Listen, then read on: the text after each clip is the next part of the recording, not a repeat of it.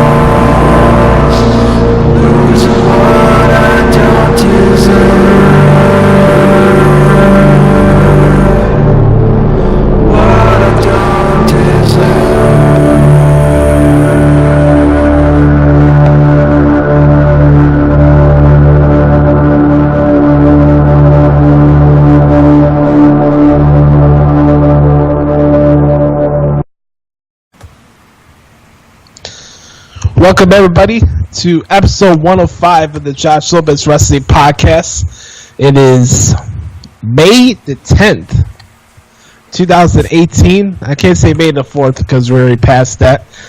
There is a Han Solo movie coming out for those Star Wars fans out there. I want to say, before we get started here, I want to give a shout out to everybody who sent me a birthday post, a tweet, a text, an email, whatever.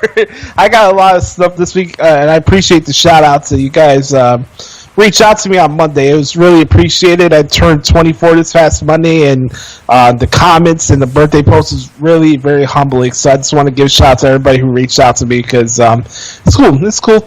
You know, it's birthdays, like, and as I'm getting older, I'm not looking that much more for attention, but it's cool that people do reach out and do care. So, again, thanks for myself, for everybody who reached out to me for my birthday. This is episode 105 of the Josh Lopez Wrestling Podcast. I am Josh Lopez. You can follow me on Twitter and Instagram at Notorious Joshi.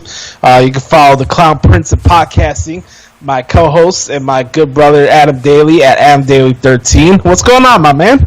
What's going on, Josh? Yeah, I need one more follow and I know I have a private thing, but I'll accept one follow to get me back up to 187 followers. That's all I want. Before yes. I used to make sure that I followed 666 people, and then I just don't have no time for social media anymore. But I want to keep it at 187. So yes. I need a follower. Damn it. We got a fun show for you guys this week. I hope you guys enjoyed the production clips that we added for this week's show. It's a little nice mix of comedy for what the theme of this show is going to be. We're debuting a new segment. You guys know the GIF out there on the Twitterverse from DJ Khaled. You played yourself. This is a segment that I heard on Hot 97 on Ebro in the morning with Rosenberg, so I'll give proper credit where credit's due. This segment called Play Yourself. And this segment is not just wrestling related. This could go from many different ventures. It could go from entertainment, it could go from politics, this could go all throughout circles. So basically, we know the drill here. We're going to talk about who played themselves and why. And it could, like I said, it could come from many different factors. So I'd like to get your guys. We want to make this interactive as well. So if you have any celebrities or wrestlers or matches or anything that you think that played themselves this week, let us know. Hit us up on social media, and we'll bring it up next week on the show. So that's gonna be a fun segment. We'll talk about Backlash this past Sunday. We're on the road to Money in the Bank. I'm very excited since it's gonna be here in the city of Wynn. Yes. We got Money in the Bank qualifying matches already started on Raw and SmackDown, so we'll touch on that. We're going to talk a little bit about our favorite Money in the Bank memories as well. So that'll be fun. And then we'll wrap up the show like we usually do our entertainment segment as well. So we got a fun show for you guys. A couple business things I want to plug. If you want to listen to the podcast, hit us up on Apple Podcasts and Stitcher, wherever you get your podcasts from. You can also subscribe to the YouTube channel, youtube.com/Josh Lopez Wrestling Podcast. And tell a friend. We put some good work into this show, and hopefully we're entertaining you guys and get you guys' minds off of stressful things going on. That's our main goal here at the end of the day. Here to entertain you guys and get your minds off of stuff. So let's get this bad boy started, shall we? Oh, by the way, I do have a rant that I need to get off my chest, and it has absolutely nothing to do with the pay-per-view that we saw this past Sunday. It's actually kind of different. It's something that I've been holding in my chest for a couple of weeks, so that's going to be fun to do. So without further ado, let's get a little bit into Backlash. We're not going to spend a lot of time to it because there really wasn't that much to talk about. I think we talked about this last week about where you're sprinkling WrestleMania and the Greatest Royal Rumble and all this other stuff that's going in between. There's just a lot going on in this month. There was 3 network specials this month, in the month of April. Well, here's the thing. Like, for me, guys, I kind of mixed in the first week of May into April in a way, too, because WrestleMania started late this year. It started on April 8th, so I'm including Backlash in this month window. So we had 3 specials, and Backlash is just one of those shows where you have grudge matches. It's wrestling matches. Maybe it's title change here. Maybe it doesn't. We could be honest, some shows are not going to hit. This one, through a lot of networks out there, were like, yeah, this show wasn't great. And there was some disappointing aspects of the show. There's aspects of the show that you could say are predictable. But for me, I knew what I was going into for this show. I'm not saying that I loved the pay-per-view or I was marking out or anything like that. It was a night of wrestling that I could enjoy with my Uncle Jeremy, just watching wrestling like we usually do. And It's kind of different for me because me and him just watch the show for what it is. We're not really fantasy booking while the show's going on. And I wanted to bring this up last week. When it comes to pay-per-views, I don't think a pay-per-view should be dictated by how many matches you got right in predictions. Because that doesn't make sense. I think in a way a show is unpredictable when you don't have your predictions right. That doesn't mean the booking is wrong if predictions you have on a podcast didn't go the way you want it. So I wanted to bring that up first. I'm not telling you to say, oh, this pay-per-view was awesome or this or that or anything like that. You know, you're going to have clunkers along the way. It's 12 pay-per-views throughout the year. We got, 200 live television shows if we add this up together and all the extra shit in between. There's a lot of wrestling. Some shows are going to hit, some are going to miss. And Sunday didn't hit the mark for some people, and that's fine. And that's perfectly fine. But what I'll take away from this pay-per-view was that we got one of the best IC title matches of all time from Seth Rollins and The Miz and how that started off the show. Other stuff that stood out to me, I enjoyed the Carmella-Charlotte match for what it was. Maybe it's just me, I like good heel work. And, I had a couple people reach out to me. I even had Brother Carter reach out to me. He's like, I'm getting annoyed with Carmella. I was like, good. You should be annoyed. She's doing her job. And he agreed with me, and he got a good laugh out of that. So I enjoyed their match, and you can have your topics, and we'll get into it as we go on with the show. But for me, Backlash didn't annoy me as much as it annoyed other people. I knew what show I was watching on Sunday. I'm not saying that you have to feel a certain way about the show. That's just how I'm going about it. Yeah, you know what? I look at it this way, and it's a perspective thing for me. I've always looked at the first pay-per-view after WrestleMania kind of as a throwaway, only because it's kind of you're hitting the reset button, you're refreshing your storylines. You don't really, you're still kind of. It's almost like you're starting a brand new chapter, and that brand new chapter is almost like they rebooted the show, I guess, you know what I mean? So you never really know what you're going to get out of the first one, and it's usually, I guess, a feeling out process for the company too. So I didn't think I was going to get, like a SummerSlam style pay-per-view out of this. With that being said, here's where I put it in the perspective, guys. I had one of my friends reached out to me because, I made a comment. I said, listen, unless you're a writer, unless you write stories and you're a storyteller, don't complain about this because we don't know where they're going with these stories either. And I think that's an important thing. There's a lot of there's a lot of lily pads that they go on until you get to a certain major plot point. And sometimes, the first pay-per-view after Mania is more of a lily pad than it is an actual, plot point. But one of my friends who he's a writer and he's been traveling in Asia for the past 2 years writing fiction and nonfiction, and he said, listen, it just the storytelling sucked, and saying we were laughing about it, and but it's my only retort was well, until we know the end of the story, I don't want to come back, because we might look back at this and get a couple different things that were written in there, and I'm not going to say anything major, guys. That's the one thing is I'm not going to defend this pay-per-view. In fact, we're going to give you a little preview until you played yourself. And listen, I played myself this weekend because I was in a rush. I wasn't feeling good, was sick. It had to get some yard work done because adulting and shit, and I started the pay-per-view late. Was kind of into it, and listening, I was exhausted, and so I was just kind of I don't want to say it was background stuff. It was kind of like background stuff, while I was doing other things, and after Styles and Nakamura, I was like, That's a wild way to end a pay-per-view. I said, people are going to be pissed. It was 10:30, and I was like, damn, this is early, too. And turned the WWE Network off, started putting the TV back on. And I'm sitting there wait a minute, I feel like I'm missing something, though.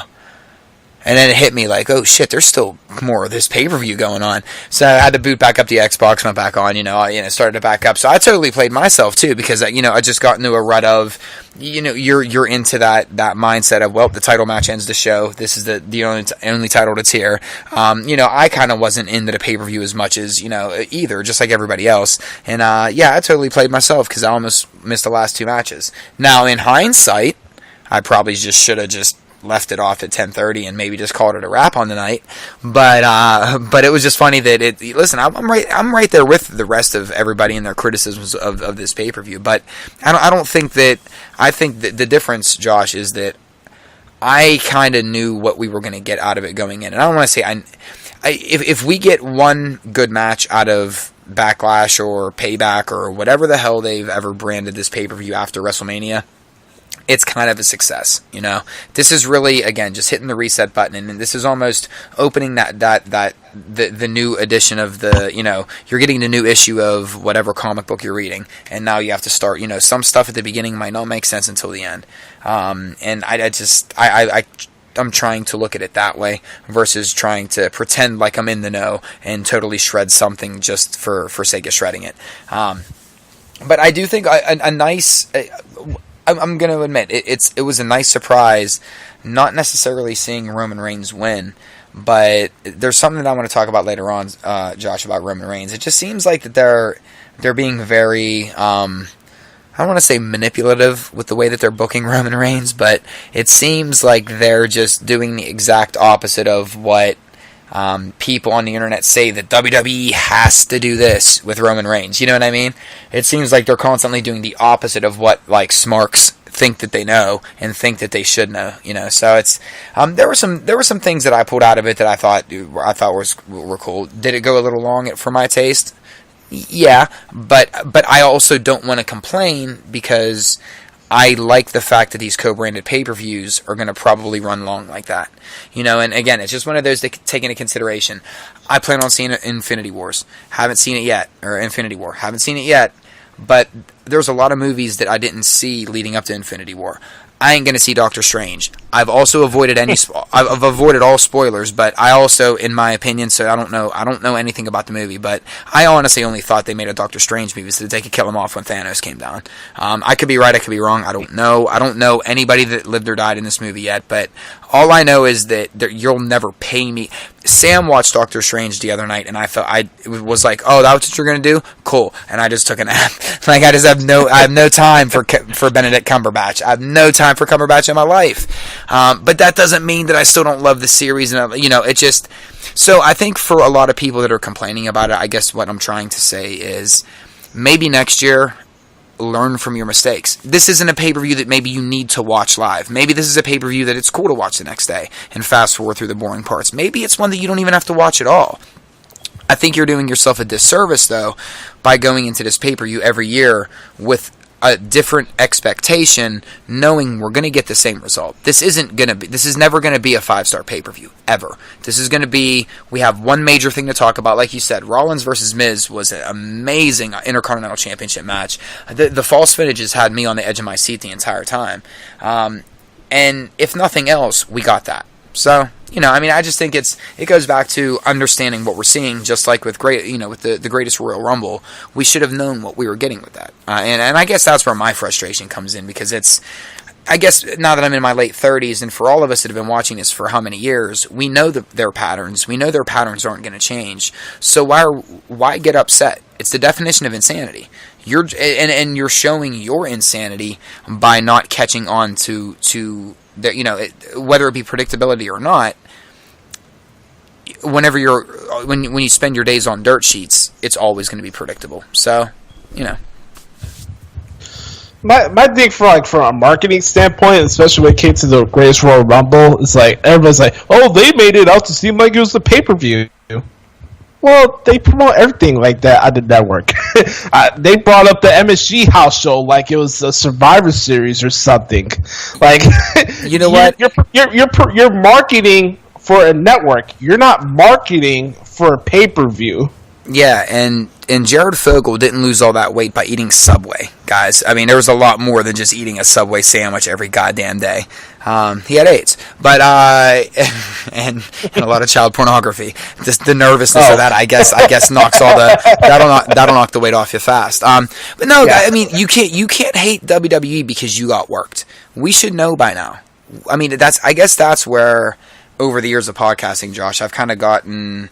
I don't get upset about things anymore, because I realize, like, if we're getting upset, it's because that's what, in a way, either that's what they wanted, or we just didn't realize what we oversold an event. We drank too much Kool-Aid, you know. So that's why I don't get upset about things anymore. Just take it for what it's worth.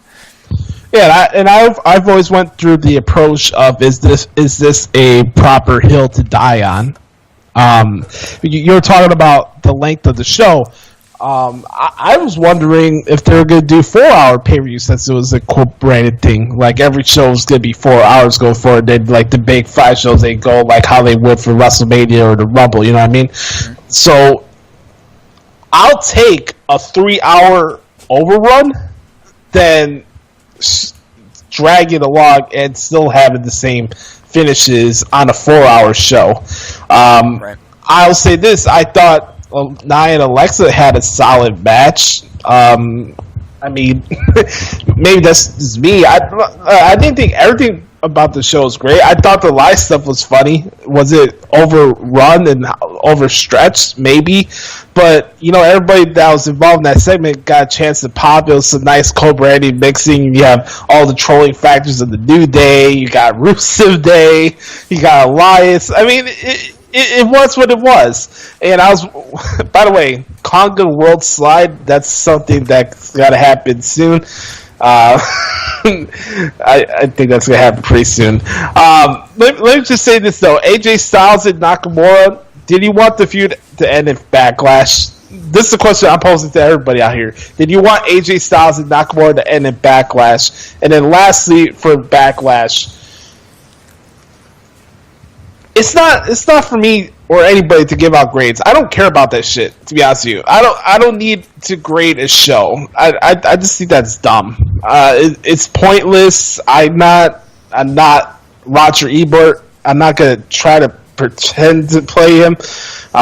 Roger Ebert had a lot of stuff here in Chicago, by the way. He had his home base here in Chicago. Shout out to Ebert. Rest in peace. But anyways, it's not for me the greatest period. I don't care. Did it affect me enough where I felt like I totally wasted my time on Sunday? No. Were there aspects of the show that could have been better? Sure.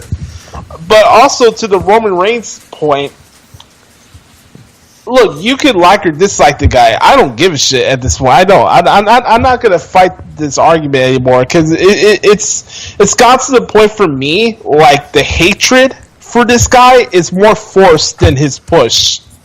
And I'm not going to hide away from that fact. We could talk about them like playing ulterior motives to play to the fans, but for a guy that's supposed to be the top guy, like Hogan, and we're putting him up to the stratosphere of being the face of the company, right? That's what we're talking about, right? Roman Reigns being shoved down people's throat. Roman Reigns is supposed to be the top face of the company. He gets booed out of the building and yada yada yada.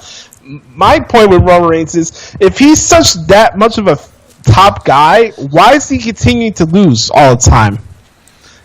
Yeah, he beat Samoa Joe on Sunday, but look at the L's this guy took. We talked about, we spent an entire year talking about, Roman Reigns is going to get coronated at WrestleMania. We had this year-long build where we put Finn Balor and Seth Rollins and everybody's decided. So we got Brock Lesnar had this year-long title reign to culminate in WrestleMania where Roman Reigns is going to crown the face of the company and he's going to send the big bad Brock Lesnar home. It didn't happen. It didn't even happen. So this guy is so jammed down your fucking throat. He loses to Randy Orton at the Royal Rumble last. He got eliminated by Nakamura at the Royal Rumble too this year. If people want to forget about that shit too. And by the way, are people having the same feelings about Braun Strowman if he didn't have that feud with Roman Reigns last year? No. Well, and I have my own theory, and listen, opinions are like, you know what, and this is just, I think, something that I've observed lately, and this is another thing. Listen, people that are on Twitter, just, and Josh, you know, but when you're out there saying this needs to happen, and you're like in all capital letters, cause you played yourself, because here's the deal. Here's what I'm seeing, and this is just my own personal theory, and I'm probably wrong because I'm not like everybody else. I admit when I'm wrong, But I think that my dog is like freaking out because we got a really bad thunderstorm right now. So if you hear my dog freaking, there's like natural disaster type shit going on here. No, but the way they're booking Roman, or at least I don't want to say, but the last 2 times we've seen Roman Reigns in one-on-one action on a pay-per-view, the consensus among the internet, or at least the IWC, the internet bubbles, I want to preface that, was, among podcasters and among the Twitter elites and whomevers, is that Roman Reigns has to win. He needs to win. Lesnar goes over. So let's fast forward to Backlash. Backlash comes around. Oh, that's it. Samoa Joe needs to win. Keep in mind, Samoa Joe's a superstar before he even hit WWE, right? But Samoa Joe needs to win. And there's no way if Roman doesn't put Samoa Joe... And so Roman goes over. The internet fucking flips out. Are we seeing a pattern here? I almost... And this is just my own theory. I absolutely, and I've been saying this for a while. I almost think now they're leveraging Roman Reigns to, the internet thinks that he has to win. Okay, Jinder Mahal's going over, dude, I'm going to give you credit because when you brought it up last week, I thought to myself, there's no way they do like a Roman Reigns Jinder Mahal program. But dude, and listen, I was thinking about it like kind of like last night and today, and because of the stuff that went down with Jinder and Roman. Whether it's just for Raw or whether it's just for whatever, could you imagine? And it's believable in story because people forget the story. Jinder Mahal was WWE champion for over 200 some days, Right. So he's absolutely believable that he could beat Roman Reigns. But the internet knows Roman Reigns will never lose to Jinder Mahal, and it would be so stupid if Jinder were to go over in a one-on-one match. The internet goes nuts again. And you're all still talking about Roman Reigns. And notice, it wouldn't be about Jinder Mahal. People would be saying, I can't believe Roman Reigns lost to Jinder Mahal. Not, I can't believe Jinder Mahal beat. So, and a lot of times it's still how, the name that you mention first is the first that comes to your mind, shows who the superstar is. And I'm not saying Jinder isn't. We all know that I have a spot for Jinder in my heart. But I'm saying I think right now Roman Reigns is being used as the ultimate tool against the know-it-alls, and that's what I enjoy. It's I keep saying it's not that I'm the biggest Roman Reigns fan, guys. I love watching people just go crazy online. It's just fun for me. And I think for me, like, what's funny with the shows I've listened to this week is like, the push, the perceived experiment or whatever. That's the thing they bring them. This experiment about Reigns has failed and it's dropping this and that. If that's the case, why are you spending 90% of your show talking about him? Do you know how much money he's made the company? Do you know how much money everyone on a podcast has made that company just by talking about Roman Reigns? Do you know how much money you people make WWE every week by tweeting how much you hate Roman Reigns? It doesn't matter. As long as the name's out there, it does not matter. That's exactly why you'll never hear MSNBC, CNN, or Fox News ever really truly complain about what the president's doing, because he's getting them ratings. And that's the only reason why he's out there too. This is all a big horse and pony show. It's all about ratings, it's all about a reality TV show, and it's all about what's going on Twitter. Never mind that net neutrality is about to get totally thrown away, but we got a president that cares about his Twitter ratings. So, I mean, at the end of the day, again, we're not hating the player, we're hating the game. And that's why I don't mess with social media anymore. But but it ties into everything, man. Everybody thinks it's know-it-alls, but everything is done for a reason. And usually, if you're out there, if you're the biggest one that's out there saying, the village idiot is rarely right. Let's just leave it at that. All right, let's move on. Let's move on to Raw. There was a lot of matches on Raw this past Monday from the Island of Length. Another dump. Just speaking from personal experience, no offense to anybody that lives out there, just the entire Jersey, Long Island, and let's be honest, besides Times Square, all of New York and New Jersey is a shithole. I'm just going to drop it as it is. Upstate New York isn't bad, right? There's parts that... Jersey's Jersey. I don't want. Listen, Pennsylvania is like I'm damn near next to West Virginia, so I don't really want to talk shit on that one, man. And I grew up in a place called Beaver County, Pennsylvania. Like, give me a break. Oh man, but there's a lot of matches. There started off the Money in the Bank qualifying matches. So far, we know that it's gonna be Braun Strowman and Raiders excited for Money in the Bank. Dude, I'm telling you, this thunderstorm got him shook right now. Like, this dude's quivering in my lap right now. I'm glad we're not on video. Yeah, it's going down. Look like I'm coddling a small child. Yeah, so we got Money in the Bank. We got Braun Strowman and Finn Balor from Raw already qualified for the Raw Men's Money in the Bank ladder match. I was talking with this with Adam before we started recording the show. I just think it's interesting that Kevin Owens still is like under the authority's thumb. He's like, hey, remember now, Stephanie's watching the show. You better watch out, Kurt Angle. Everybody knows you need this job. So Kevin Owens is still under the thumb of the authority. I think him or Sami's able to find a way to get back in that match. I'm pretty sure either one of them will be in the match. Or, if you think about this, they started their feud with each other in Payback in Chicago. Maybe you could have Kevin Owens versus Sami Zayn in Chicago. I'm just throwing it out there. I'm not gonna say it's gonna happen. It's an idea. I could be totally wrong. It's just something I've been thinking about the last couple of days. Well, you know what? Something they always tend to do, too, is like the Raw right before or the SmackDown right before, they always have like the last chance scramble or the last, right. Where they'll have like 4 or 5 people in, or it's like everybody get down to the ring, 20-man battle royal for the yeah. I mean they'll have something gimmicky to get like a mysterious, the 8th person in or the 4th person from each brand in.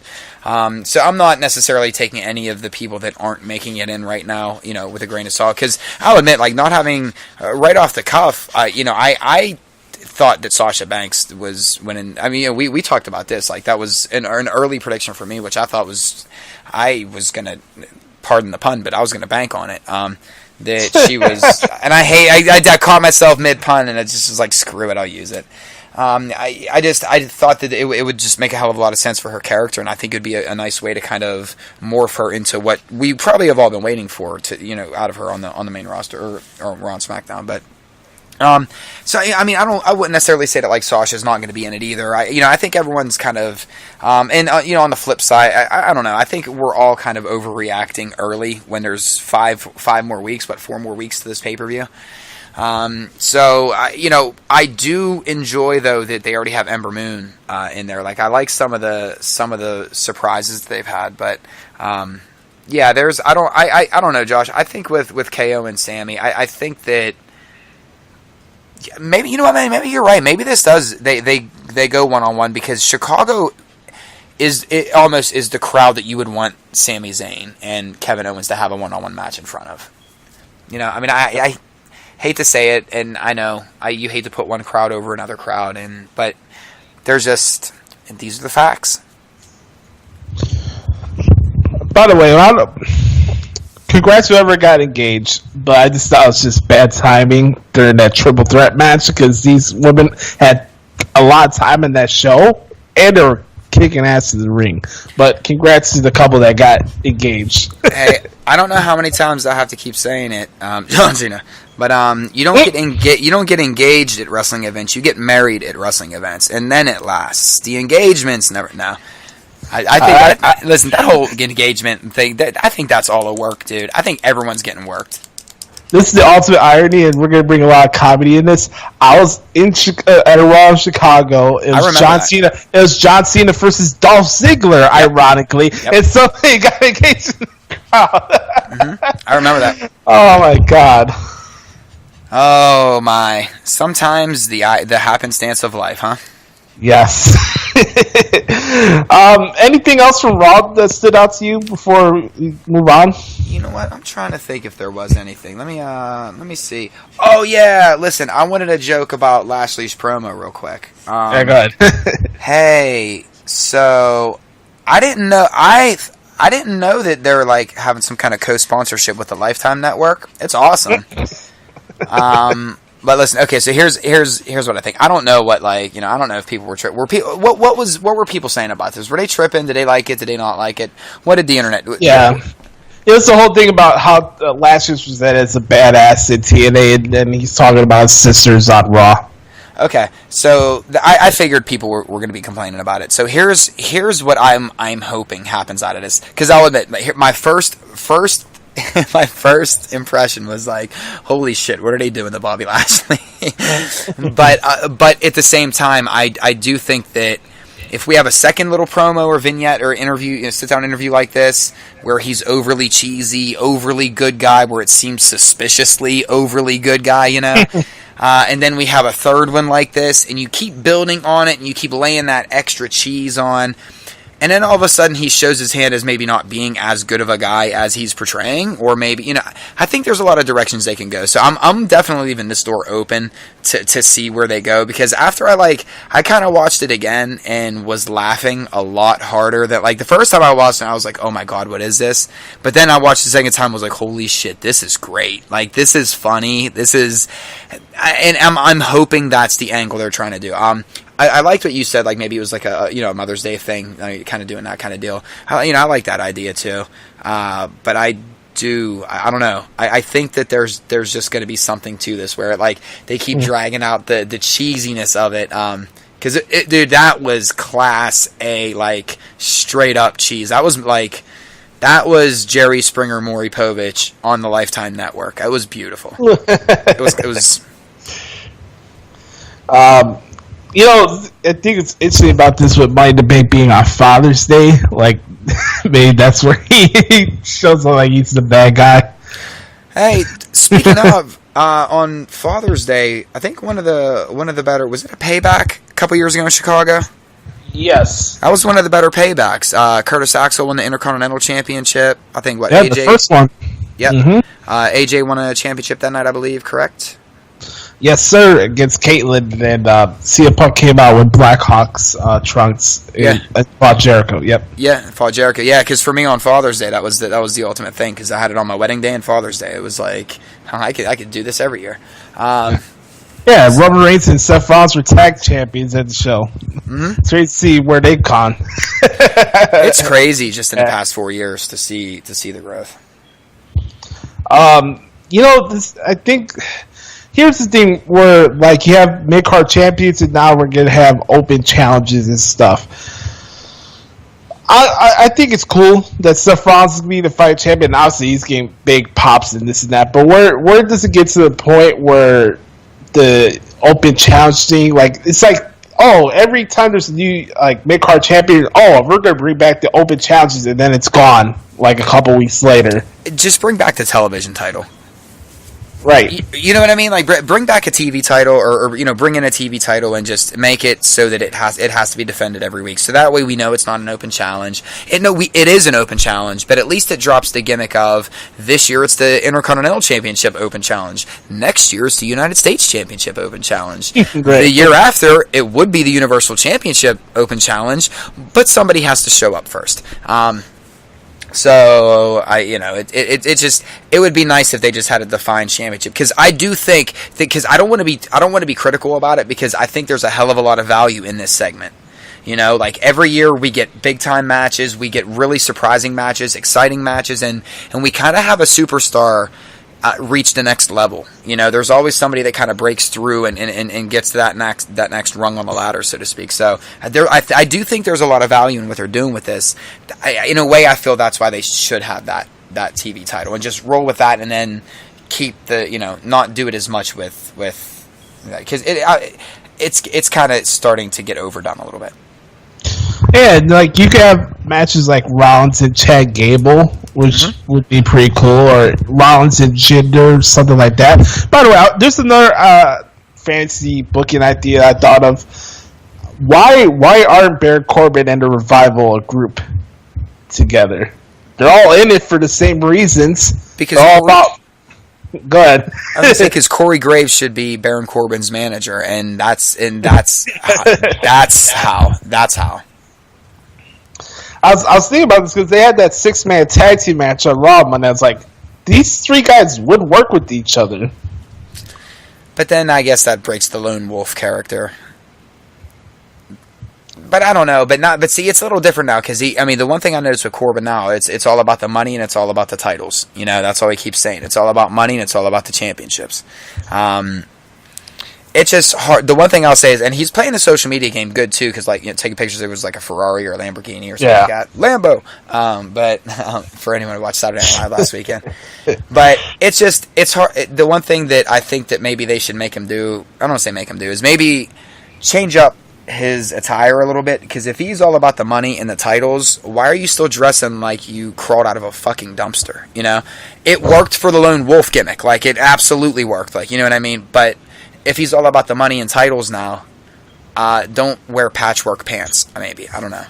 Yeah, and him and the Revival, they were always talking about how they're not about putting on 5-star matches and doing flips and dives all over the place, or not having any comedy on the show.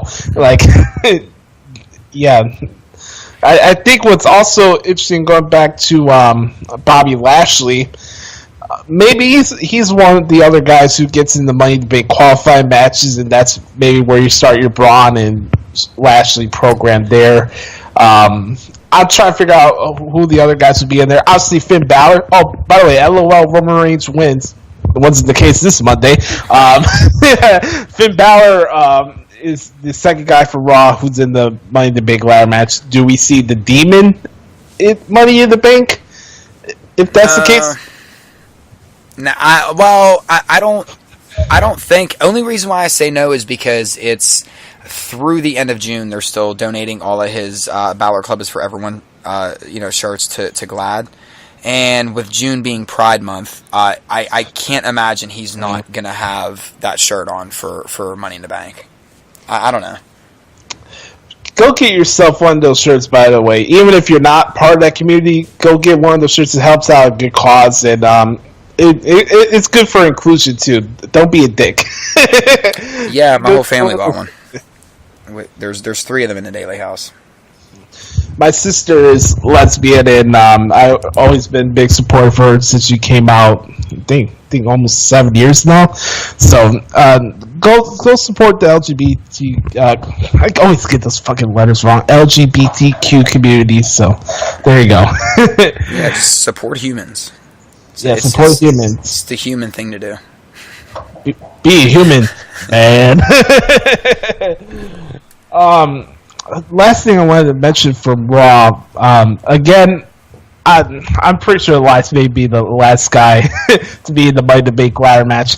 Like you're saying, last chance, a fatal 6-way match. Yeah, elimination. We're gonna have a gauntlet match. They're having a ladder on a pole match for the last qualifier. Oh my god!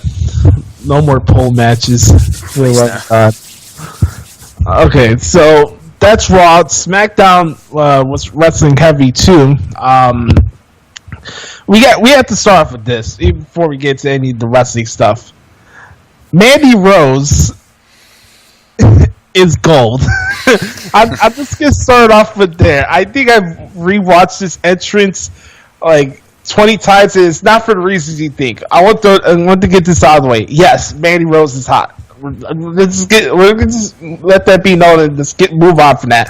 But the reason I've rewatched this a gazillion times, the thing with me is like when I started doing the entrance, it reminded me of the girl from what's the name of that show? Oh, that girl from that show? Saved by the Bell. And that girl, that one, actually I forgot her name, but she was in the movie and she was naked and she was a stripper. And Showgirls? Elizabeth Berkley, yes. I believe her name was. Yes. When I was watching Mandy Rose, it reminded me of Elizabeth Berkley and Showgirls coming out of the pool naked and stuff, and he had the porn music in the background. It's so 90s Skinamax, isn't it? It's so good. And then my favorite part of it was Corey Graves in the background. Shut up, Saxton! You ruined it. Did he? At one point, did he say, "Don't look me in the eye"? Yes. He say, "Don't look." Dude, I fell out. I lost it. That was classic. That was a classic moment. They to grace something, a beautiful piece of art. Listen, and here's to anybody else. This is why I don't read dirt sheets. Like, okay, so there's little Google things pop up. We talked about this, Josh. So I'll make this quick. Right. Like, I open my Google browser on my phone, and it gives me articles. Sometimes I read them, sometimes I don't. But obviously, Google must know I have a man crush on Corey Graves because it fucking always gives me articles about Corey Graves. So I read it, because being the mark that I was like, okay, it might have even been Cage Side Seats or something like that. I don't know who, whatever it was. But I think the article was, and I'm not trying to, like, this could have been any site, but the whole article was, like, basically, like, Graves was in hot water, and the company sees him as being more replaceable than he thinks he is, or blah, blah, blah, blah. Bullshit. There's not for anybody to believe dirt sheets like that. And I do think that's why Graves was kind of he made a little joke on SmackDown about how we all say dumb stuff on social media because it sounds cool in the moment. You know what I mean? Like, there's, right now, to think that Corey Graves is replaceable, you're out of your mind. This man is the most entertaining person on both broadcast teams. He has 80 million shows on the network. And this is a guy that could easily slip into a managerial role, a general manager role. I mean, he's a literal jack of all trades to the point where the running joke on the show was, oh wait, you're not hosting that? I find it comical for anybody to think that this dude is, because I actually just think there's some Graves haters out there for whatever reason. But the dude is I wish people, I hope people appreciate what we have out of Corey Graves, and I'm getting some cheese fries. Yes. But we could go back to talk about Mandy Rose and just what was your reaction when she was making that entrance? I was in tears. Okay. Listen, I want to preface by this before we get to her entrance. I'm glad that it looks like they're keeping Mandy and Sonya together, and I like that they're having it like a Paige versus them two, kind of like it looks like she's going to keep trying to throw obstacles in front of them, which it was what I was hoping for. So I'm totally digging that. And another hot take that I'll say, whatever, and I know I'm going to catch a lot of shit for this one, but listen, Mandy Rose is super hot, but I kind of like Sonya a little better. And I'm a brunette guy, though. I also know that I have no chance for different reasons, but that's neither here nor there. But, dude, Mandy Rose's entrance was everything that Eva Marie's entrance should have been. We always talked about Eva Marie and like how great it was with the overhead announcer and like that was great, but the blurred screen so that it was like she was a thing of perfection in the middle of this. This was the fun and like you said, Graves' reaction was the epitome. It's how it should have been, and I'm sure there were some social justice warriors online saying it was sexist or it was this or it was that. Yeah, kind of. That's what it was supposed to be. It's entertainment. It's entertainment, man. It's I do like I like the fact that and she went over Becky Lynch too, didn't she? Yeah, but let me mention this by the way. You're saying that you may have more interest in Sonya. I was a little in a conundrum because I have more interest in Becky from Lux than Mandy Rose, but go ahead. Okay. Well, listen. Either way, like Mandy is gorgeous. She is. She is everything that Corey Graves says that she is. So I'm just not repeating it for fear that my wife is going to punch me when she gets home from work after she listens to this show. So. No, but I think that's exactly like I don't know. But that's me. I like the over cheesiness. I like the over. It's about time they can start doing these because this isn't really a callback to where it's like an over sexualization. Like in a way, yeah, it absolutely is. But it's not like she can't wrestle. She can absolutely wrestle, and that's what we didn't used to have a lot of times. When we had the characters that was just about the sex appeal, and then like the looks and the attractiveness. We don't have that with Mandy Rose. She can at least go in the ring too. And I don't know. I'm very interested to see where they take her character, Sonya's character, and how they interact with Paige. And that's the cool thing about this time of the year. Like, I think it's cool when you want to take character risks or presentations from an entrance during this time of year. You want to put some more emphasis on a Mandy Rose or a Jinder Mahal or Baron Corbin or even the Big Cass or anybody. Like any of these mid-card guys or women in the roster, you want to put some more spotlight during the summer and see if they can take that next level going into next year's WrestleMania. This is the time to do it. So I think it's cool that they're giving this a shot, and we'll see where it goes. You know what kills me, Josh, is this is what has always killed me.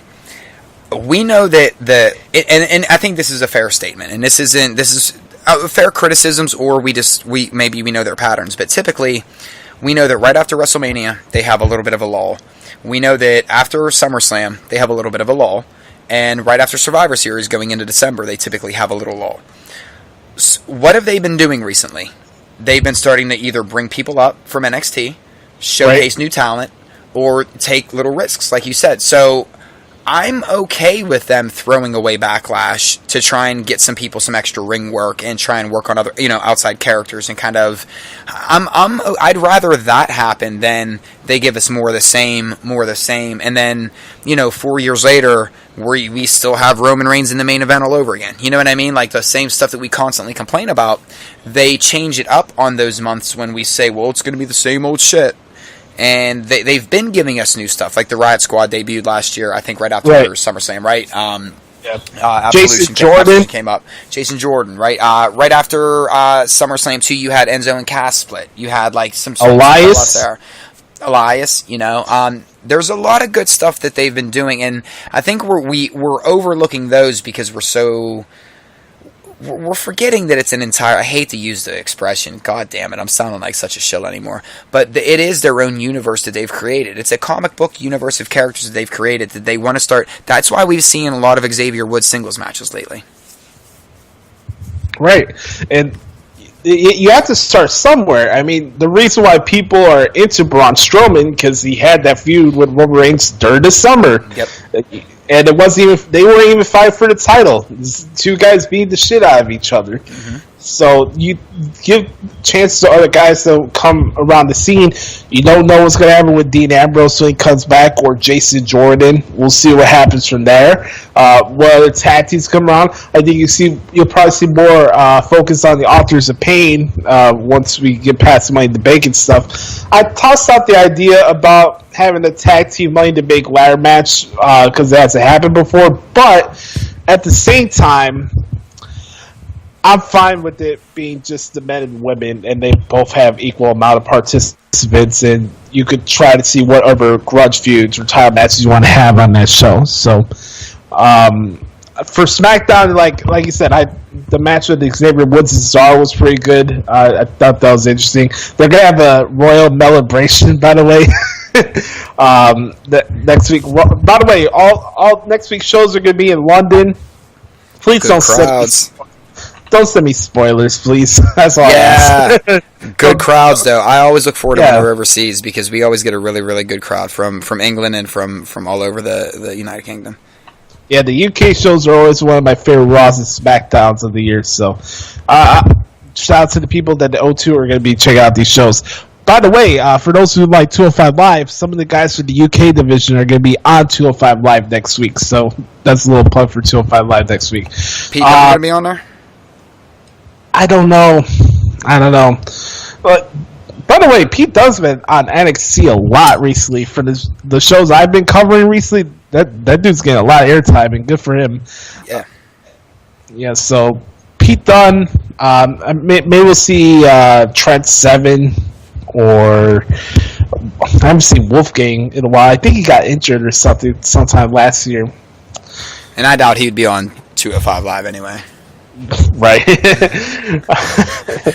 Wolfgang Smash. Maybe we see the guy Jordan Devlin, the Finn Balor trainee guy who ended up being like the biggest heel of the show besides Pete Dunne. That just came out of nowhere. But yeah, I mean, I'm very interested to see where this is going to go for these guys in the mid card, or they take that set to the next level. You take these risks with these characters. You have the people coming back, and then along the way, who knows who else is coming to the company when you're having these tournaments coming back soon. And you know what, Josh? I think another thing that's important with like cross branding a lot of the talent that they have right now, whether it's their UK talent, the 205 Live talent, just NXT, how they keep incorporating a lot of they're not really as strict as they once was.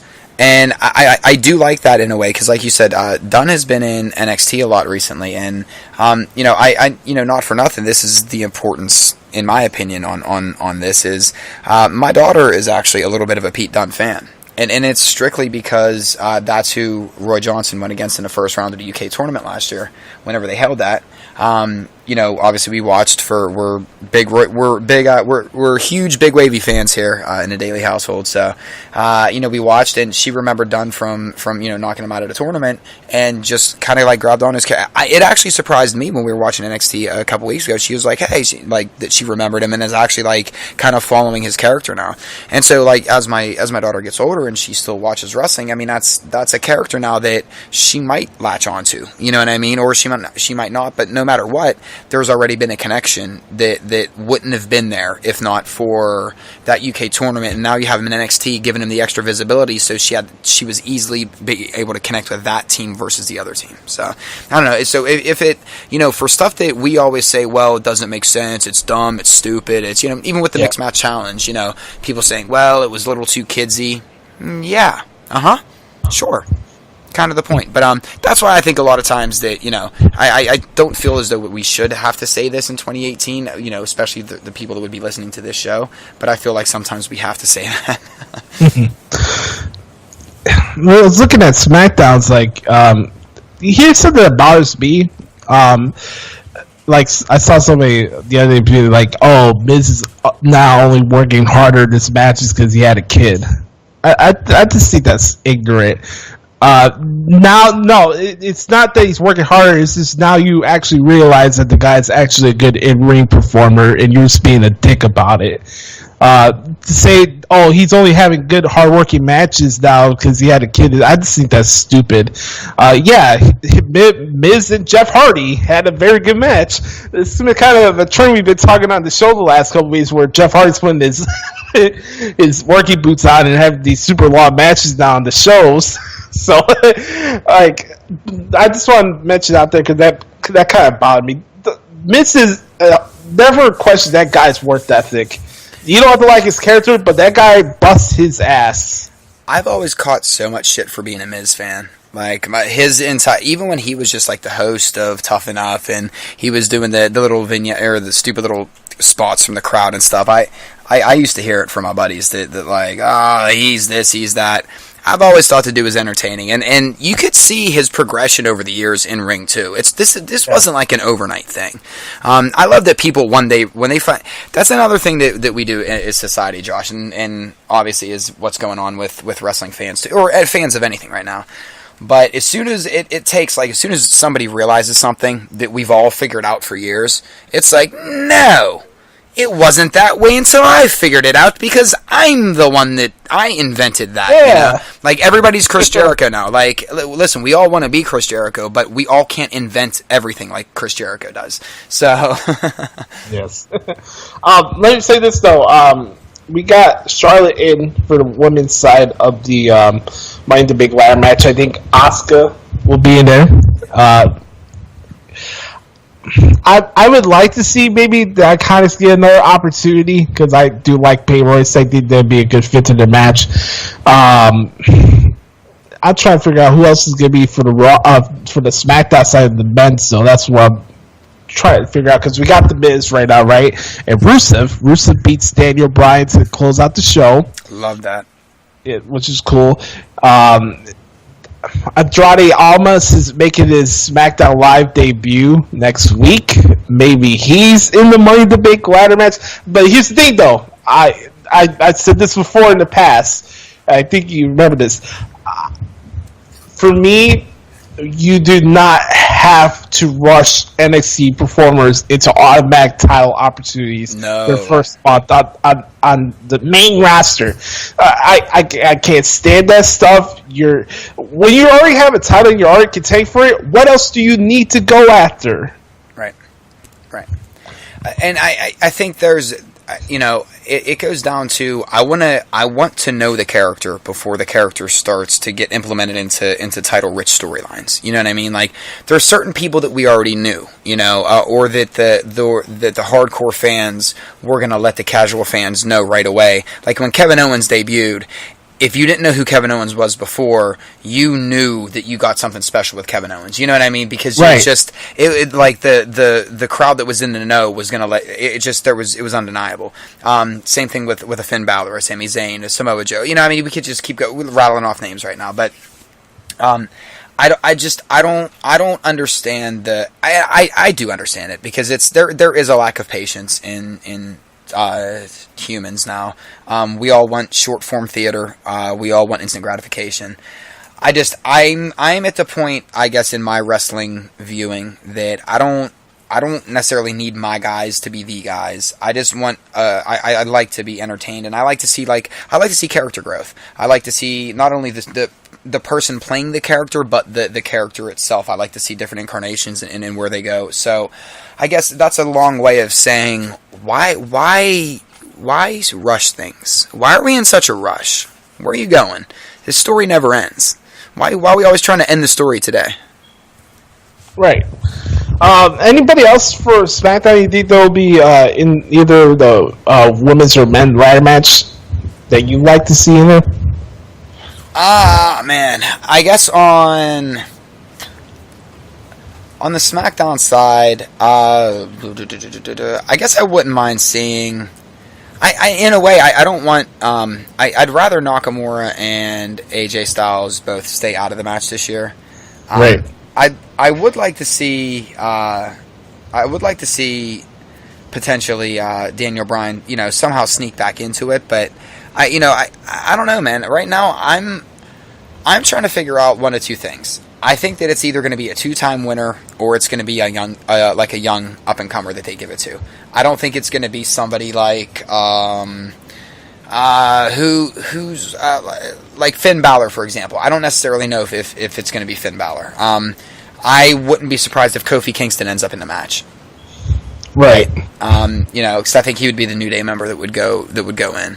But I don't necessarily think he's going to be in there to win it either. He's just in there for certain spots. So I don't know. Which would you rather?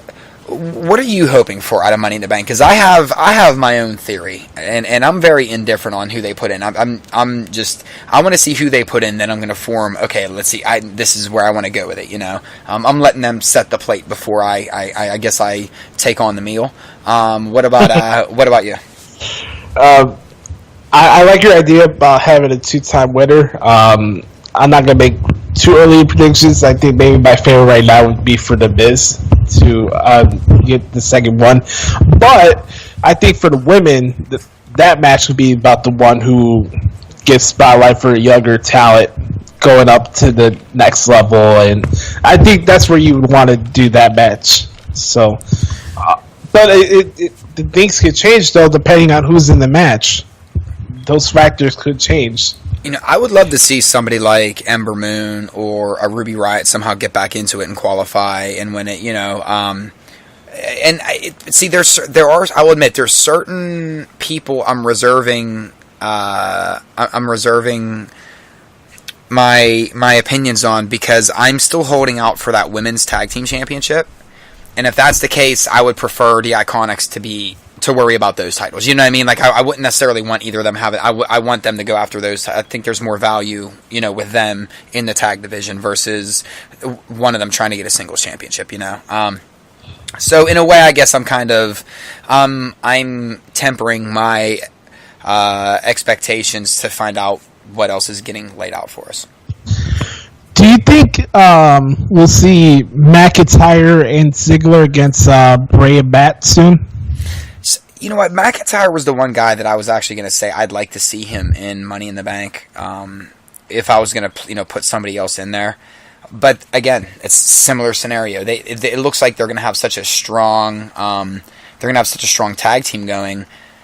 I don't know if I would risk putting either of them in Money in the Bank either. You know what I mean? Like, we really need to solidify the fact that they are on the same page, coming in as a team to wreck shop. So, yeah. But to answer your question, yes, I do. I think it's going to be the Woken Warriors and the Woken Eater, the Woken Worlds, or the Woken whatever the hell we're whatever. Whatever. I know. I need it. I'm not on social media enough, so I can't keep up with the vernacular. I'm sorry. Yeah. But no, I think, and I actually think that's where I'd want to see them go with that. Yeah, we had Bray and Bo Dallas fight each other on Raw this Monday, which I thought was interesting. I kind of hope the Miz tries to join their platoon. Yes. Yeah. Maybe. Yeah.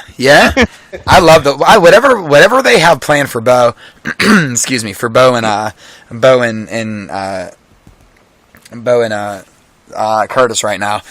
Jesus, had a total brain freeze on that. But whatever they got for Bo and Curtis Axel, I'm totally down with, because their little bits are funny right now. Before we play, you played yourself. Let's talk about some of our favorite Money in the Bank matches. It doesn't have to be specifically ladder matches. Let's talk about for the pay-per-views, just in general. What's some of your favorite Money in the Bank memories or matches or moments or yeah. Well, I mean, I think the first one's always, the first time's always the one you remember most, isn't it? Not always. But in this instance, I do think that, yes, absolutely, that, there's still something special about when Edge cashed his in, that first time, just because I don't think we really understood what Money in the Bank meant, and that really set a precedent of, holy shit, this can happen anytime, anywhere. Right. I think that, that was elevated when they had Rollins cash in on at WrestleMania 31. And I'll admit that I'm going to put up there, because I remember, and I'm not going to mention names because it doesn't matter, but I remember someone saying to my wife, "Oh, sweetheart, that's cute, but they'll never do that at WrestleMania. That's just something you just don't know Vince." And Sam laughing for the next 8 months all the way to the bank when Seth Rollins cashed in Money in the Bank. That's always going to be one of. But I would be remiss, and this is where I got to put my Mark shoes on for a second. I was at 2 Money in the Bank matches. CM Punk won both of them. And I found out I was going to be a dad at the second time he won it. So second time was a charm, I guess. Thanks, Punk. Right. All about timing too, huh? Guess yeah. So those are my when you think Money in the Bank for me, it's always Edge. It's gonna be Rollins. I mean, obviously the Punk ones because I was there, but for me, RVD, because when he won it at 22, that was really I guess for somebody that was following him since early in his ECW days, it was really cool to see. So I'm gonna go back to 22 because that was the first time I saw a lucha libre or indie style dive when Shelton Benjamin did that running plancha off the ladder, and he laid out everybody on the floor. I was 11 at the time, so I was still in my kid oh, this is awesome, and this is I never seen anything like that. So Benjamin's dive, and then I remember Ric Flair getting superplex from Matt Hardy off the ladder, and then he starts strutting his way back down the ring. 22. That match is kind of underrated, in my opinion. Absolutely. It's one that really, and I think it's the unfortunate circumstances that happened afterwards with the arrest, and then RVD having everything that happened with RVD afterwards, which was total. It just sucks that it was the way that was the first peek into what was going to be the worst thing with life going forward. That ended up on the internet. RVD had to relinquish the belt because it ended up on the internet, and then ever since it's just been shitty. Yeah. Yep. What other ones stood out to me?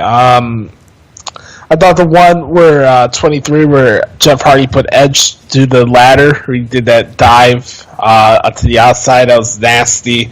Ray Orton went on a freaking RKO spree, and then Hornswoggle got plunged from Mr. Kennedy too. That match was a lot of fun. Cash-in moments. I really enjoyed the Miz one, because people were so pissed off when the Miz cashed in his briefcase, and then you had Miz Girl in the crowd. No, but listen, Sam and I were laughing about this the other night. How, and this is when you really have to take pause sometimes and think. So that was 2010, right? When Miz cashed in? Yeah, 2010. Yeah. So Miz Girl's probably, 18, in her 20s now? Mm-hmm. Can you imagine being her college boyfriend, being yo, you're Miz Girl, holy shit? Do you think she's living it? You think people that she goes to college to or in high school are yo, they're still showing you real miserable on Raw? Like, do you think you think she's lived it down yet, or do you think she owns it? I'd own that. That's an interesting question, man. Think about it, though. That was 8 years ago, man. That's crazy. I can't believe that's 8 years ago, by the way. It doesn't seem like it. It really doesn't. Well, what else? What other ones stood out to me? I mean, Dolph Ziggler, of course, just for how loud that was, the Raw after WrestleMania 29, that stands out to a lot of people. I am kind of surprised that Chris Jericho never won a Money Bank match when he created it, but I guess that's kind of the charm of it too. That's kind of like the thing with The Undertaker. Like he never won a lot of casket matches either. So yeah, I never thought about that with Undertaker. That is true. And then you have, for me, the match that like brought me to the point where I was like, this is what I got to do for a living. Punk versus Cena. In Chicago for the pay-per-view. It's still my favorite match that I've seen in person in the last 10 years, and just to see that moment and see CM Punk win the title here in Chicago, everything with him laying out, with John Cena laying out John Laurinaitis and all the stuff with Vince after the match, the CM Punk John Cena match still is my favorite all-time Money in the Bank moment for me. Yeah, and I'm trying to think. So yeah, I'm a paper because the like a lot of singular matches on the pay-per-view. I don't, I won't like remember back to this, that, or the other thing. Different. Obviously, the Punk match is one that's always going to stand out, and it's not just. I think it's going to stand out to everyone, because that's one of those matches where there's that one of those moments in time where the wrestling, universe, casual and non-casual, kind of stood still just to see what was going to happen because nobody was really, in the know. Cash-in moments, though, I think of Edge having, like, even the second time he cashed in on Undertaker at a SmackDown taping. Again, it's just, Edge was always great at when you didn't really think, like, well, they'll never do it now. Just like when Rollins did it at 31. Right. Yeah, I guess that's another good cash-in moment that way, though. I miss Edge. A lot, he's not man. dead, but I miss watching him in the ring. Yeah. But would you be open to him? And I'm not saying that he would even want to do this, but would you be open to him coming back and being like a general manager of one of the shows? I would. I would too. No, I wouldn't be opposed for both of them, Edge and Christian, to be GMs because I just like their chemistry with each other, and I love their podcast. I think Christian doesn't get enough credit for his comedic humor. I totally agree with you. Yeah, his timing is impeccable. It's just, and when you know somebody as long as them two guys have known each other too, there's just an unmistakable chemistry that it's natural. Over 30 years and stuff. It's crazy. It's crazy. That's my buddy that stopped by for WrestleMania. I was telling my daughter, I said, you have to understand, I've known that dude for over 30 years. My daughter thinks like, what? That's ancient. What? The 1900s what? The 1900s, that's funny. Alright, let's get to this new game. Now, like I said, we want this to be interactive. If you have any celebrities or matches or anything wrestling or entertainment related, just remember, just like the DJ Khaled GIF, you played yourself. This is going to be comedy based. This is going to bleed into our comedy segment as we close out this week's show. But this is going to be a lot of fun. I came up with this idea. This is not an original idea. Obviously, it's been done on radio and other shows before. But I thought it'd be cool for a wrestling / entertainment version of this on a podcast, and I think with me and Adam's chemistry on air, I think this would be a lot of fun, and we want you guys to be involved with this as well. So I'll let the Clown Prince start us off here. See, I've been kind of sprinkling most of mine in through the show. But I guess the biggest one for me is that if you really think that Corey Graves is replaceable, just remember all the times you complained about JBL and you complained about this person and that person and the King's getting too old and JBL's too old and this person sucks. So if you really think Graves is replaceable and that's something to post the fucking dirt sheet article about, you played yourself. Yes. I want to say the Bar played themselves because they're looking for some. I think they were looking for some extra motivation in their bags, and then they had a bunch of pancakes in their bag, and they're super pissed. So I'll throw the bar out there for wrestling wise. Entertainment. I have to mention this because this happened on radio the other day here at my local hotel. Maybe you guys don't have the access to find the show, but the show's called Cap and Company. David Cap is a local sports talk radio guy here in Chicago. I met him, by the way, very cool guy. I met him when I was doing my job interview with ESPN 1000 last year, so very, very nice guy. So they have this game called The Game where they play trivia about movies and stuff. And the producer caught him cheating on the phone looking for Twitter answers to help him out during the trivia game. So David Kaplan, the flipper, you played yourself. Hey, so I got one too. So Adam Daley, you thought WWE was done with midgets? Oh, Adam Daley, you forgot in 2018 the term midget is offensive and people think that little people or small human is better? Adam Daley, you played yourself. I was done with Hornswoggle, man. I didn't want Hornswoggle anymore. They had to give him at the Greatest Royal Rumble, all the mini pancakes, and I don't know what the real term is. Listen, I never mean, it's one of those. It's not like, I feel like John Mulaney. It's just as bad as the N-word. No, it isn't, because we're not saying one of these two words here. But I guess for anybody that thought that Vince was done with the minis, I guess we all played ourselves because I thought we were past that.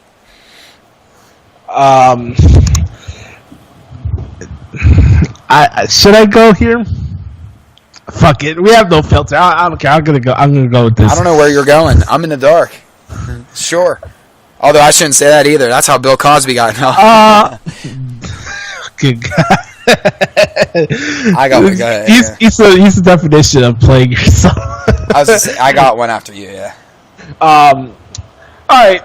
This young lady made a previous appearance back on the Bella's YouTube channel.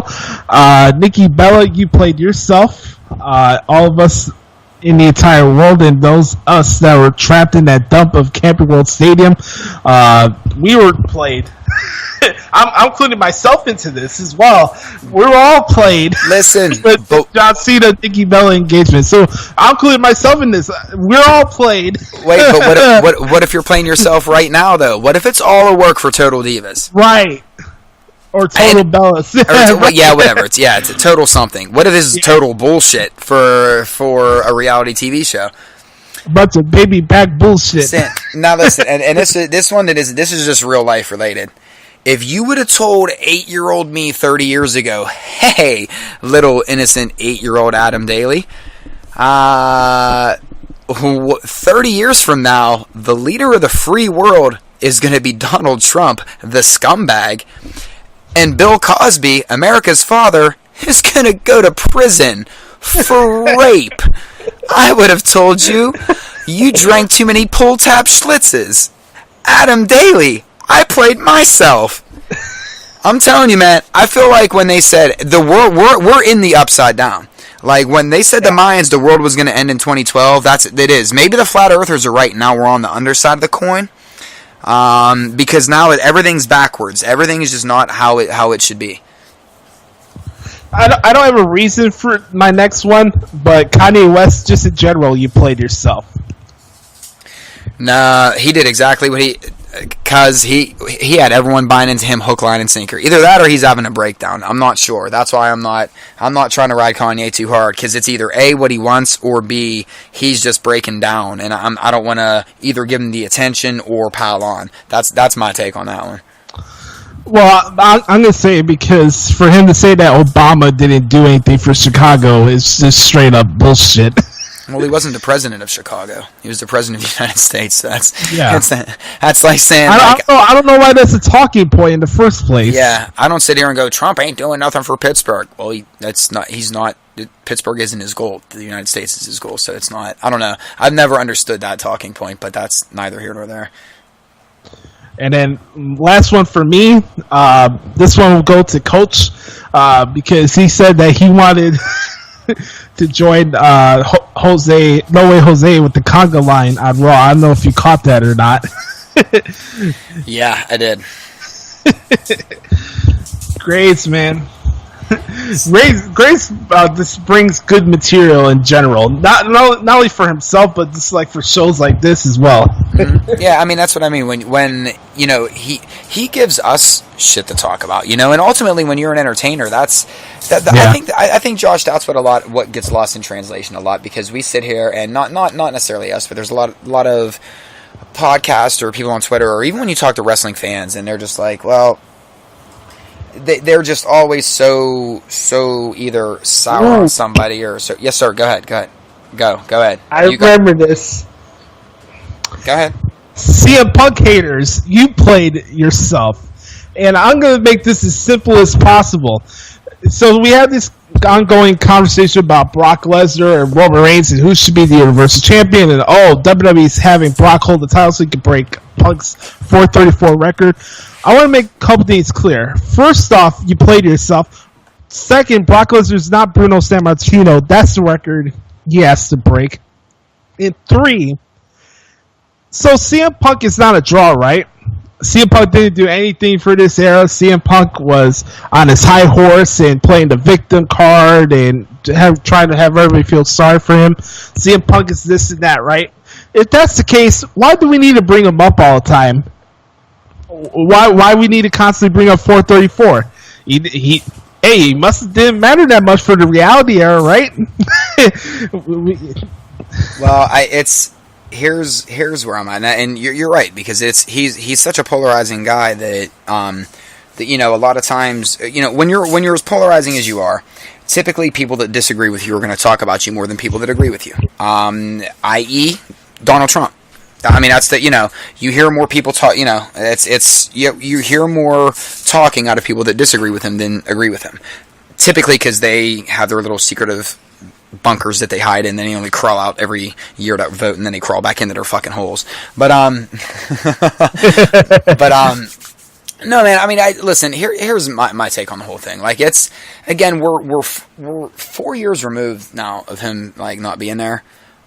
I don't why like I do think that in a span of 2 months we are going to see the 434 record get broke, and I do think that someone's going to win Money in the Bank twice, so that he's not the only one.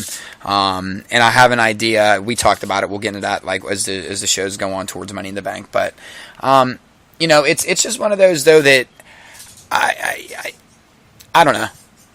They've been quiet about Brock, about Brock doing it. Now, I do want to play devil's advocate, for one thing, because yes, they've been quiet about Brock creeping up on the 434 thing. Yes, Bruno Sammartino does hold the record, but we do know that as CM Punk fans, we were celebrating the streak, and we were saying how much harder it is now. It is in today's wrestling versus then. So even though it's comparing apples to oranges to bananas to grapefruits to chocolate parfait, you know what I mean? Like, there's no real comparison that you can do there.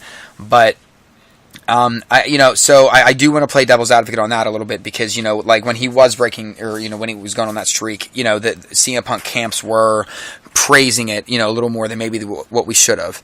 But on the flip side of it though too, I just, at this point, who cares, man? Like, it's like it's been 4 years, and I do, Josh. It's one of those where it's like the ex-girlfriend that just won't go away. That's how CM Punk haters treat. It's almost like they feel like they were married to CM Punk, and CM Punk cheated on them. And then now they're just constantly whining about it. Nuh-uh.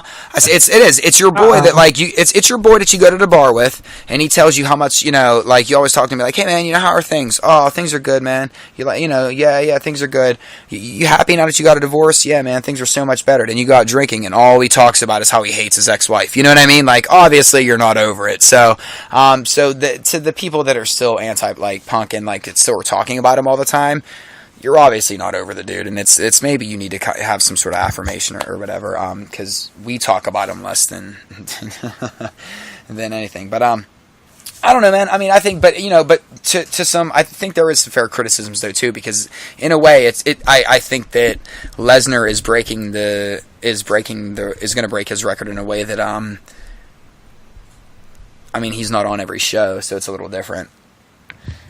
Right. You know, but at the same time, Nikki Bella didn't really defend her title as much when she had her long streak. Neither did AJ Lee. Let's not, you know, again, it was like, so it is, they do whatever they want to do. And in the end, who cares, you know? Yeah. Lastly, certainly not least, Donald Trump, you played yourself. Nobody would want or should care about your little speeches as opposed to the White House dinner, that correspondent dinner that happened a couple weeks ago.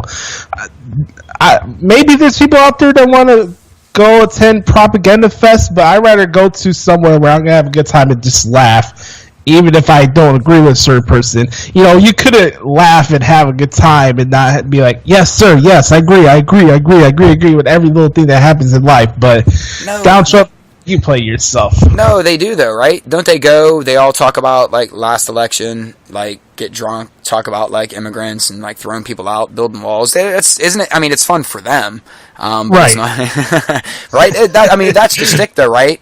Talk about right? It's lock her up. 2016 election, electoral college, would have won the pop. I mean, it's all the same. Delete the emails. Yeah, I mean, it's interesting that he could have a roast about Hillary Clinton, but he doesn't want to attend a correspondent dinner where he's going to get roasted. He put a woman in his seat, man. That's what I'm saying. Like, people don't like. Here's where, like, and it's listen. Sarah Sanders is who's playing herself because she got sent there as to a lamb to slaughter, man. And because I was supposed to be trying, and she didn't even get it that bad. But you know, it is what it is. But speaking of, once we talk comedy here, let's do it. I was gonna say that's a good segue over because I wanted to tie in a couple of different like pop culture stuff in. Listen, for Mental Health Awareness Month, this is what I want everyone to do. There's a comedy special. I've talked about this a bunch of different times on a couple of different outlets. I don't know if anybody has actually checked it out yet, but with it being Mental Health Awareness Month, I think it's a really exceptional stand-up to check out. His name is Neil Brennan. It's called Three Mics. If you're unfamiliar with Neil Brennan, you're actually probably familiar with him, just don't know it. Co-writer of Half Baked, co-creator of Chappelle's Show, has his own has been doing stand-up and stuff now for a while. Really, really funny guy. Very, very, very relatable guy too. And the idea of the Three Mics premise is it's stand-up comedy. It's one-liners and it's like real stuff, like emotional type stuff. And it's really relatable, I think, for anybody that deals with any kind of like depressive stuff, anxiety, things of that nature. So, but it's called Three Mics. It's hysterically funny. It's on Netflix right now. Da-doom. Insert sound right there. All right, so couple real quick things. Announcement on the Harley Quinn movie is how this should be, how we all want it to be. Sorry if there's any kiddies listening out there, but the Harley Quinn standalone movie is going to be a rated R like girl gang flick. So it's probably going to be more along the lines of a Gotham City Sirens or maybe like something along those lines, maybe a Birds of Prey. So I mean I don't know what they're going to do, but they said that it's going to be it is going to be R rated, which is going to be we kind of want the Harley character, I think, to be R rated. It's there, and it's about time that they're really starting to break down all the boundaries with this. There can be kid-friendly comic book movies, and us adults are entitled to have our R-rated ones every once in a while too. Keeping with a comic book theme, I know I've been talking about this a lot lately, but today is officially One Bad Day in Gotham. If you're familiar with One Bad Day at all, I don't really have to say anything more. Tonight's episode, and speaking of, talking about you played yourself, Josh.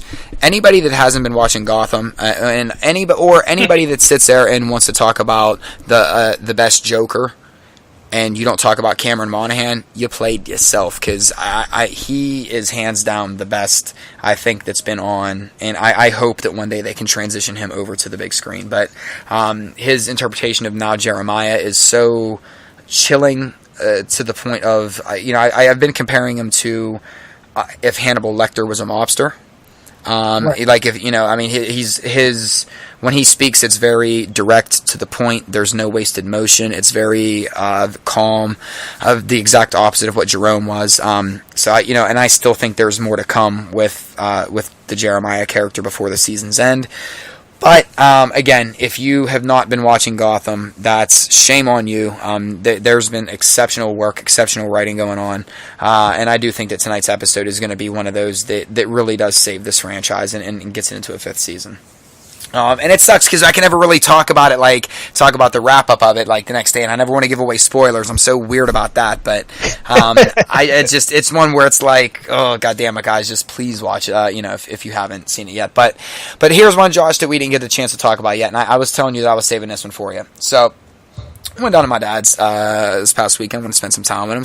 Took the family down. Our car's been on the fritz. We've been walking, taking taxis everywhere. Finally purchased a new car this past week. So, right. First thing was took a trip down to see my father and flipping through. He has DirecTV. I rock that.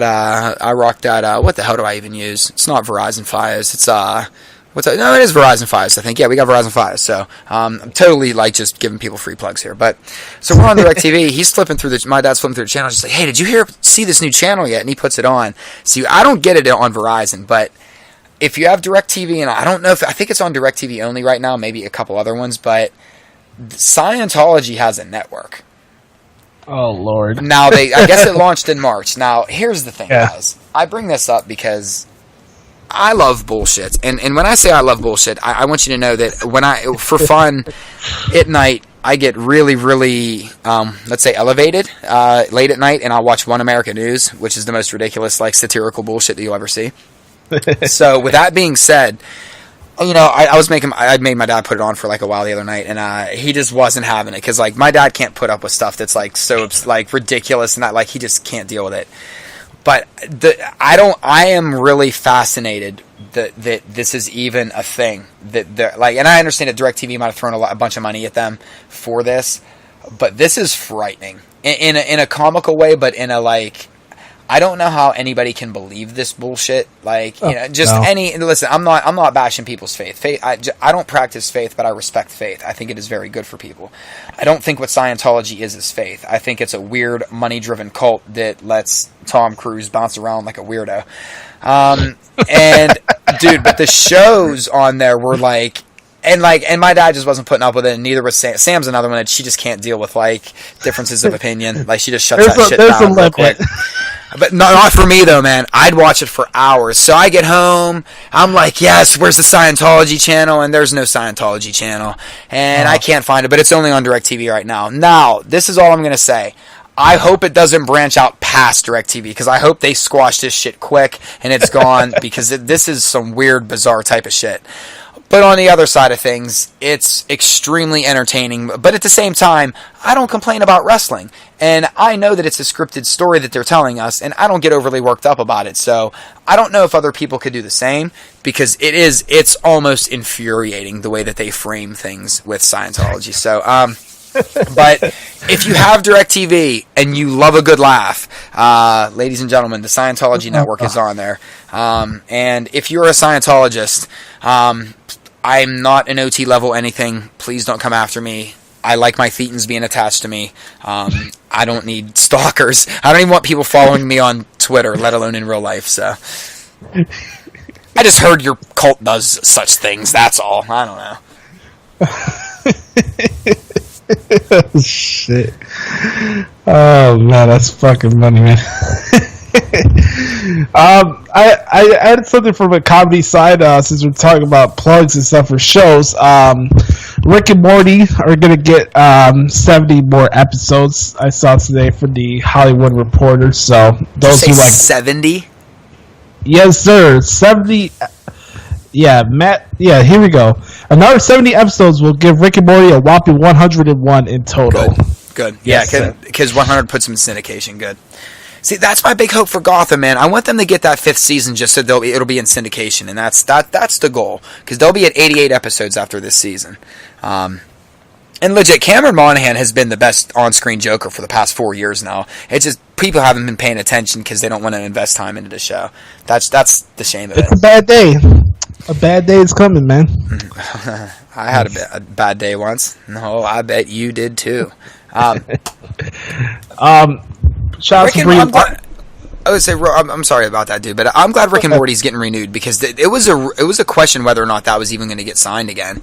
I've been reading a lot of negative stuff about it that Cartoon Network where Adult Swim was going to wipe them away and they might have to go to Netflix and it might so I'm glad I am because I'm a big Rick and Morty fan. I'm glad it got renewed. I'm Pickle Rick. I want to give a shout out to Brie Larson. She's going to be playing Captain Marvel in the Captain Marvel movie that's coming out. I think later on this year. I could be wrong. It could be later this year or next year. But Captain Marvel is going to be one of the more bigger characters as we go to this final road to the Avengers. Like the conclusion of it. Like they're gonna. I don't know if they're closing it off like the way Twilight did, where they had this 2 parts and they go like like 2 years after this release of the Infinity War. But Captain Marvel's gonna be a big part of it. So shout out to Brie Larson. I like her as an actress. She's very good at what she does. So I'm interested to see what she does in that movie. Was Brie Larson was in Scott Pilgrim versus the World, correct? Yes, sir. Yes, she sang Metric's version of Black Sheep. She sang that version. Okay. That's what I'm just making sure. Yeah. Good movie, by the way. Awesome movie. Yeah. Oh, awesome movie. Then finally, for me, from an entertainment side, I have not... I haven't looked at like the trailers for future movies, but I saw on Twitter that they're making a second Step Brothers, which I'm very excited for. I enjoyed Step Brothers. I have to apply context to this. I was 13 when the first Step Brothers came out, and I always liked Will Ferrell. I know some people may be indifferent to him, or whatever, but I always liked the Step Brothers movie. And then, secondly, I don't know if this is going to happen or not, but I hope to God there's a second Talladega Nights. That may be my favorite Will Ferrell movie ever, even more than Anchorman, actually. Taped in Concord, North Carolina, where Sam grew up. Here's my only fear. I am all about sequels. I will admit I get concerned sometimes, though, and I only say that because I saw Anchorman 2 and I saw Zoolander 2, and after seeing both of those, I wish I didn't see either of those. I don't know if they needed to go there with either of those, and that's why I worry about how they're talking about a sequel to Coming to America. Although I don't think Eddie Murphy would let that fail. I would hope that he wouldn't let that fail, but I don't know. I'll admit I get a little hesitant about But I heard the Super Trooper sequel was pretty kick-ass. So yeah. Last thing, I saw this today. I'm going to put this on the screen to see if you can see it or not. Hold up. Booker T, on his radio show last week, said he is fine with Hulk Hogan returning to the WWE. I know this has been a spark of controversy for some people. Personally, for me, I've had my fill of Hulk Hogan on television. I don't need nostalgia from him anymore, if that makes sense. I'm not craving to see Hulk Hogan come back. I've never been a Hogan guy. Everybody agrees that the NWO was cool for a certain part, but for me, I never marked out to see Hulk Hogan. I remember when Hulk Hogan came to Chicago, they were promoting Susan G. Komen and stuff. I wasn't marking out when they had that show here, but Hulk Hogan is a hot button topic these days. But Booker T said he's fine with Hulk Hogan coming back to the WWE. I don't know how other people feel about it, but for me, I'm not interested in seeing him coming back. I mean, it's inevitable. It is what it is. I don't know. I mean, there's personal feelings aside. I don't know. I'm just staying out of this one. But I guess here's the one thing that I do want to say that I think is I think that for anybody that denies that there's a race problem in this country, this is I just want to give 2 examples on where this is the exact reason where, whether we realize it or not, even sometimes subliminally, there's racism going on. And here it is, Josh. I've only seen 2 updates about Hogan coming back to WWE. One was Mark Henry, and it was basically like he just said, like, you know, he just needs to apologize to some people, and, you know, and it's whatever. What? And Booker T. So I have to ask this question: why does it have to be a headline because it's a person of color that's saying we're okay? It's you know, and I understand. Don't get me wrong, I understand it, but notice it's a headline. You know what I mean? It's like well, Booker T gave his thumbs up, so I guess that he's got the seal of approval. You know, and it feels grimy to me, man. I'll admit it. It is grimy in how they have trigger words for certain headlines. It feels grimy to me. Now on the flip side of it, though, listen, if the locker room, it's not for any of us to say what he should or the company should, you know, that's, I think, for the people in the locker room, for talent, past, present, future, for WWE, for Hogan, for everybody, for them to work out. That really, at the end of the day, has less to do with us, because whether or not he is there or not, we're always going to associate him with WWE or WWF or wrestling in general. It just is, you know. So in a way, just so that they can acknowledge him again. There's a lot of moments in wrestling history they can't acknowledge it, and I've been very vocal my entire podcasting career that I was never a Hogan fan, and it was just the mark in me. I just never liked him. He gained a little bit of respect on that Andre documentary, but you know, I don't know if he'll. I don't care either way. It's not my, like you said, it's not my hill to die on. I think it's never like. It's never like, hey, the Revival said, like, you know, if Hogan came back and you know, apologized to this, that, and the other thing, you know, that they'd be. It's only when it's a person of color that it's a headline that it's, well, they said it's okay for him to come back, so it's almost like they're being used as a token, and I don't like that, man. It just doesn't sit easy with me. Let's end this show with a bang here. I found this pic last week from Alexa Bliss. She put this out on Twitter, and they thought about the speaking of gifts they keep on giving, huh? Yep. Alexa Bliss posted a picture of her in a Jar Jar Binks outfit. Stop it! Shut up, Saxton. No, let me say this. This is my shut up, Saxton moment. Yeah. Shut up, Lopez. I'll say this. You don't have to like the character, but Jar Jar Binks did play an integral role in the prequels in Star Wars. The only thing important in what you just showed me was Binks' Jar Jars, okay? There was nothing else that was important in that picture. Jar Jar Binks is the worst character in cinema history. I'm trying to think of a movie that I would rather eat sand before I watch again. Before watching. And that's what I mean. I'm usually not that hard on even movies or anything. So I'm trying to.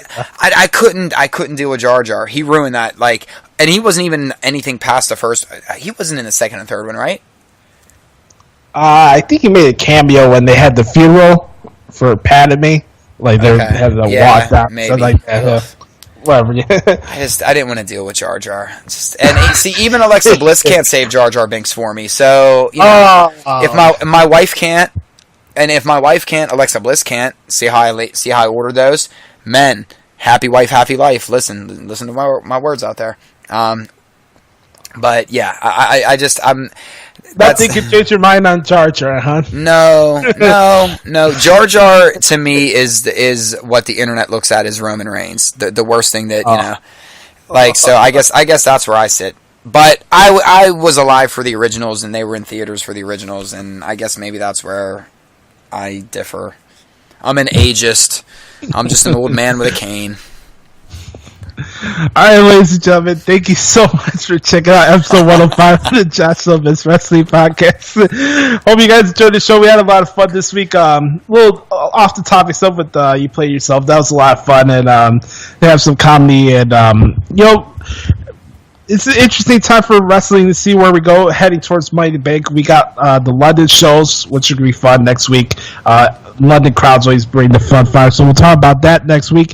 And then before you know it, Money in the Bank will be here, man. Time keeps going by fast, my man.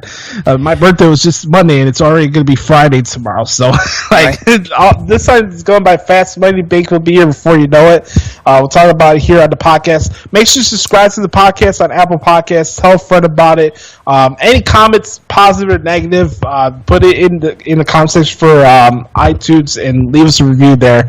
And then subscribe to the channel on YouTube, youtube.com/Josh Lopez Wrestling Podcast. I have my website, ProWrestlingTranscriptions.com, where I do my play-by-play articles. If you're in Chicago and you need a tattoo, come check out Infamous Inc. 1606 North Avenue, right in the corner of Ashland and North Avenue in the west side of Chirac. Come say hello to me. I'll be doing paperwork, but you can get yourself a tattoo or something. Right, if you're in the Pittsburgh area and you need a house, I know some people. So you can follow me on Twitter and Instagram at Notorious Josh. Follow the Clown Prince of Podcasting on Twitter at Dave13. I need that one follower to get me to 187. Yeah, we need to get to 187, damn it. Adam, thanks for coming on the show again, my man. Josh, I appreciate you, brother. I hope everyone had a good time listening out there. Like I said, remember, guys, when it gets to the time when you guys are sick of me, let Josh know. I'm not interfering in his show. You know what I mean? We're supposed to be trying to elevate this and make it something different than what you're used to hearing in the echo chamber out there. So. By the way, shout out to all the mothers who celebrating Mother's Day this weekend. Yeah, happy Mother's Day. Yes, sir. Yeah, you know what? Let me pander real quick. Just because it's odd because my wife doesn't like I am very fortunate, guys. Like, my wife is not materialistic in any stretch of the imagination, and this is where I realize that I am spoiled sometimes, and I really have to this is where I do have to just sit here and do the guy thing of telling her how wonderful of a mother she is, and how fortunate I am to be married to such a wonderful and an amazing human being, and probably the only woman or human that would put up with me in the world too. So and I love you very much, Samantha. She's gonna punch me for calling her Samantha, but I'm doing that intentionally. Yeah, man. But so happy Mother's Day, Sam, and everybody out there, give Sam a happy Mother's Day shout out. Happy Mother's Day. It's going to be actually my Mother's Day and my mom's birthday on Sunday, so shout out to my mom, Christina. Cool. And then my grandmother, Dolores, her birthday is Monday as well. So happy Mother's Day to Sam. Happy Mother's Day to everybody out there that's going to celebrate it. And we'll be back here next week for some more nonsense and shenanigans here on the Josh Lopez Wrestling Podcast. I do hope you enjoy the production clips that you hear during this on the audio version of this podcast. So for the clown, no, he's not a clown. Forget what am I talking about? Prince, baby. The Clown Prince. I am Joshy. Thanks for checking out the show. We'll talk to you guys next week. Peace. You know what I'm gonna do about it? You know what I'm gonna do? I'm gonna tweet my displeasure. That's right. I'm gonna jump on social media and I'm gonna tweet about it until my fingers bleed. I might even send an Instagram or a Vine. That's right. And on that tweet, and however many characters I get, I am gonna threaten. That's right. If I don't get what I want, I'm gonna riot. And if that doesn't work, then by God, me and my friend Mark, we're gonna stop watching. That's right.